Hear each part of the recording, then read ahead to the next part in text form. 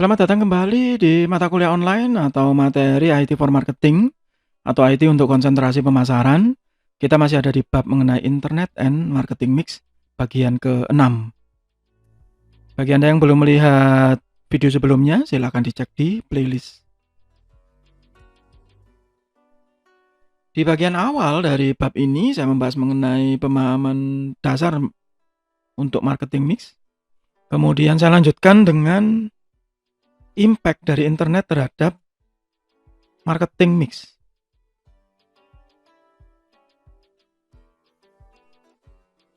Di bagian ketiga, saya membahas tentang salah satu unsur dari marketing mix, yaitu proses yang di dalamnya ada product life cycle.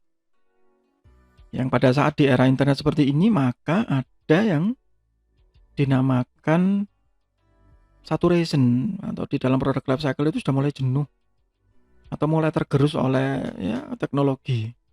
Sehingga pada era saturation mereka harus survive. Secara teori itu dinamakan jalankan extension strategi. Yang di bagian sebelumnya saya membahas itu dengan mengambil studi kasus dari kelompok Gramedia. Ya, mereka antara sukses dan ada kegagalannya juga. Sekarang kalau dari marketing mix-nya, misalnya ditinjau dari unsur price. Increase price transparency. Sehingga sekarang mereka mempunyai semacam harga eceran tertinggi ya gitu ya, sudah tercantum. Termasuk di dalamnya pengiriman segala macam. Dan ada pressure, ada tekanan ya di price. Bahwa tidak bisa lagi menjual terlalu mahal. Kenapa ya? Karena orang akan berasumsi begini loh, kan nggak dicetak begitu. Terus mahal untuk siapa? Nah, ya untuk royalti dan untuk biaya distribusi pastinya. Dan ada new pricing approach. Bagaimana kalau itu ditaruh di Google Play? Karena Gramedia ini selain dia punya channel distribusi khusus, dia juga menempatkan buku-bukunya di Google Play. Yang di situ ada pendekatan-pendekatan khusus ya kalau kita jualan di Google Play.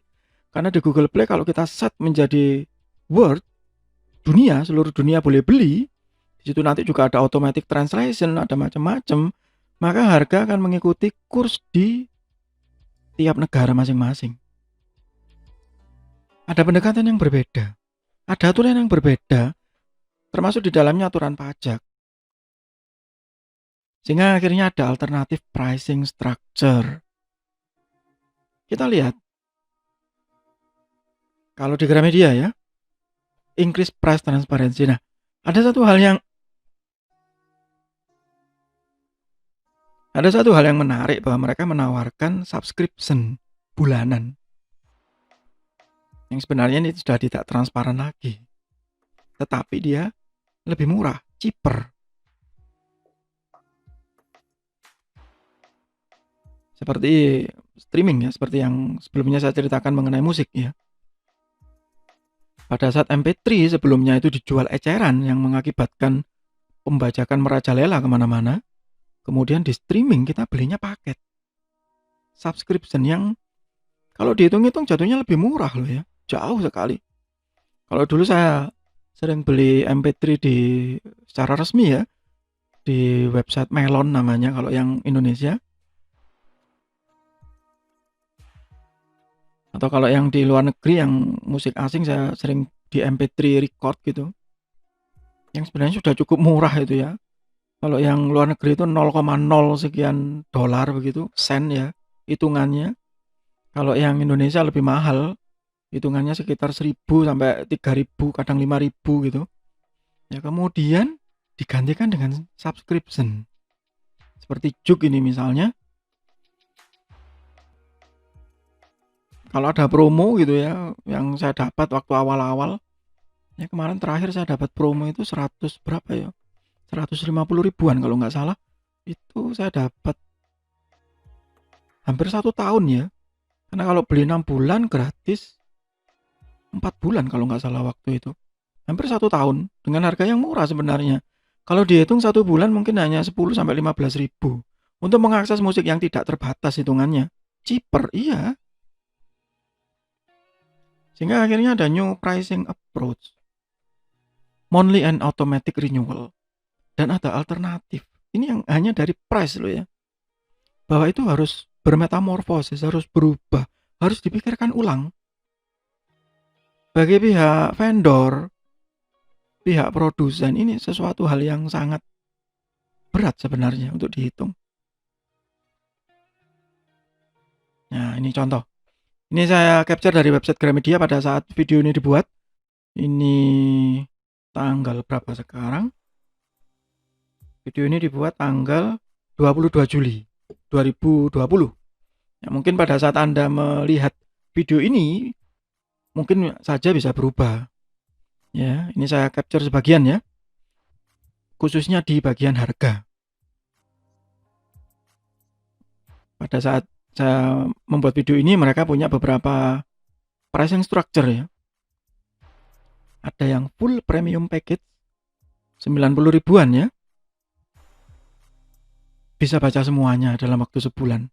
Bayangkan. Ada yang paket murah separuh, yang paket fiction premium package, dan yang sebelahnya yang tidak kelihatan terpotong itu ada non-fiction, non-fiksi. Padahal Anda bisa bayangkan non-fiksi ini banyak loh. Nah, itu yang dia lihat di situ ada buku motivasi, kemudian ya termasuk mungkin tutorial IT, buku teknik, buku kuliah, textbook segala macam. 45 ribu sebulan. Bisa baca semuanya. Tapi ingat nggak bisa di-download. Maksudnya di-download sebagai PDF itu nggak bisa. Kecuali Anda super telaten gitu ya. Setiap buka satu halaman di-capture terus gitu sampai habis. Ya nggak tahu. Tapi sampai seberapa banyak buku yang bisa dilakukan seperti itu dalam waktu sebulan.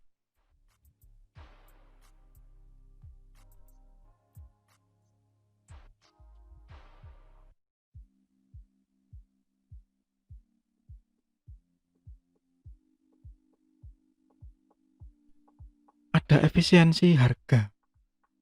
Tapi ada satu hal yang harus dibayar dari efisiensi ini, dan itu saya yakin salah satunya adalah royalti penulis. Saya bisa membayangkan mereka bagaimana caranya berpikir untuk memberikan royalti dengan skema harga seperti ini. Ada pressure.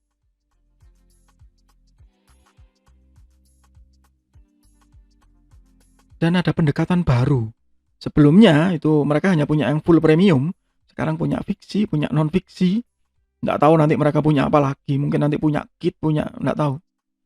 Ya, yang lebih murah seperti eceran gitu ya. Seperti kalau kuotanya Telkomsel itu mulai dari yang paket biasa, paket keluarga, paket ketengan gitu ya, yang hanya bisa mengakses YouTube, hanya bisa mengakses Instagram. Ya, ada kecil-kecil dipecah-pecah, retail. Ada paket darurat gitu. Ada pendekatan-pendekatan baru.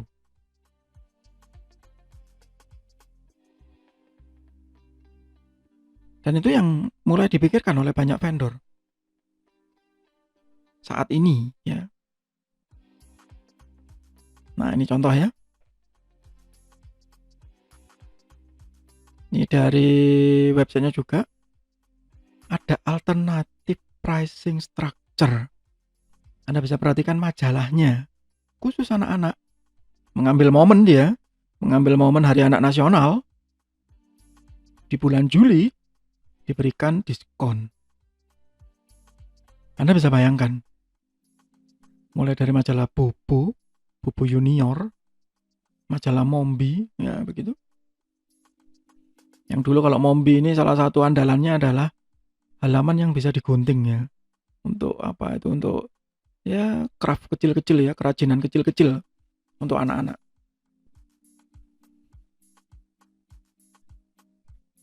Sekarang berubah menjadi digital ya, karena memang anak-anak pegangannya ya tablet dan handphone sekarang. Apalagi di masa pandemi seperti ini, sekolah daring, sekolah online, mau nggak mau. Nah, tapi sekarang masalahnya, ini masuk atau tidak? Ya waktu yang bisa menjawab. Nah, ini extended-nya mereka, pasangiklan.com. Yang saya juga customer di situ. Ya. Mereka sudah mulai memanfaatkan akun-akunnya. Mulai tadi Hai yang sudah almarhum cetaknya. Tapi punya akun Instagramnya lumayan lah. 200.000 sekian follower ya. Kecil Pak gitu, nggak sampai 1 juta. Tapi follower mereka benar-benar follower setia. Itu yang saya dapatkan ya. Misalnya kalau saya sering masang di akunnya tablet kontan karena yang saya pasang buku mengenai saham ya, trading. Dan efeknya sangat sangat baik ya menurut saya. Sangat sesuai dengan harganya. Tapi ini extended tuh. Bahwa pemasangan iklan di media cetak itu mulai pudar. Sekarang Anda bayangkan, kalau Anda mencari misalnya, ya zaman saya dulu ya, kalau Anda mencari kendaraan bekas, mobil atau motor second, kalau zaman dulu ya biasanya yang ramai itu Sabtu dan Minggu. Beli koran, buka iklan baris, wah dicari di situ. Kalau sekarang, berapa orang yang melakukan hal tersebut? Mereka berubah, mulai adaptasi, ya, mulai mengembangkan, mulai punya extended strategi. Yang dipasang iklan.com ini mereka juga punya iklan baris, ya, dan bisa di-extend. Kalau jual kendaraan bekas, ayo masang, nah itu yang terpotong ya di bawahnya itu, ayo masang yuk di akun Instagramnya tabloid otomotif, nah begitu. Kalau motor-motor modifikasi, ayo masang di akunnya majalah Hayo, nah begitu. Mungkin masuk akal ya, begitu. Itu yang menjadi baik. Nah ini saya kasih ini harga pada saat tanggal 22 Juli 2020 ya. Pada saat Anda melihat video ini, kalau mungkin sudah bukan di tahun 2020 mungkin berubah ya, enggak tahu. Tapi ini formatnya dan tiap akun ini berbeda. Ya. Kalau saya biasanya di tablet kontan itu kisarannya antara 300 ya. 300 sampai 400. Ini majalah ini cukup mahal. Dia feed foto, feed videonya 600 dan 700. Kalau story 400, kalau konten itu lebih murah ya. Kalau yang story 300, kalau yang feed 400-an mereka. Kisarannya hanya di situ. Ya. Mereka punya skema baru. Yang kalau majalah ini dulu kan hampir semua halamannya full color. Yaitu dijamin mahal lah gitu ya, pasang iklan di situ. Tapi sekarang mereka punya satu format khusus. Dan mereka melakukan filtering. Jadi nggak semuanya tiba-tiba bisa masang iklan di situ. Ya, ada filternya secara manual. Itu yang saya alami ya.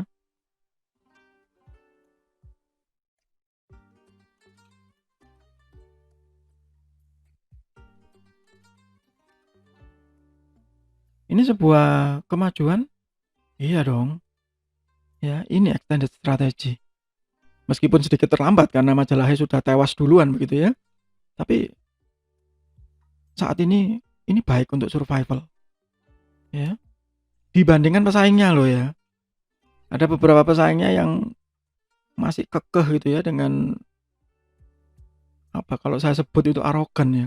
Bahwa mereka sempat bilang media cetak tidak akan pernah punah, ya mungkin begitu, tetapi downline iya, begitu. Ini dari sisi price ya, ada efisiensi, ada pendekatan yang baru, dan ada alternatif baru, entah itu format foto atau format video, mau ke feed ya, atau mau ke story yang hanya bertahan 1 hari. Ya, kalau yang sudah pernah saya coba, kalau menurut saya loh yang lebih efektif itu story sebenarnya. Karena lebih efektif ya kalau kita masangnya di waktu yang tepat gitu. Weekend misalnya begitu, itu jauh lebih kuat ya kalau di story itu. Ya. Itu untuk sementara di bagian ini, nanti di bagian berikutnya kita akan membahas di unsur place. Masih di bab Internet and Marketing Mix. Masih di mata kuliah online atau materi IT for Marketing atau IT untuk konsentrasi pemasaran. Semoga bermanfaat. Tetap sehat, tetap semangat. Terima kasih.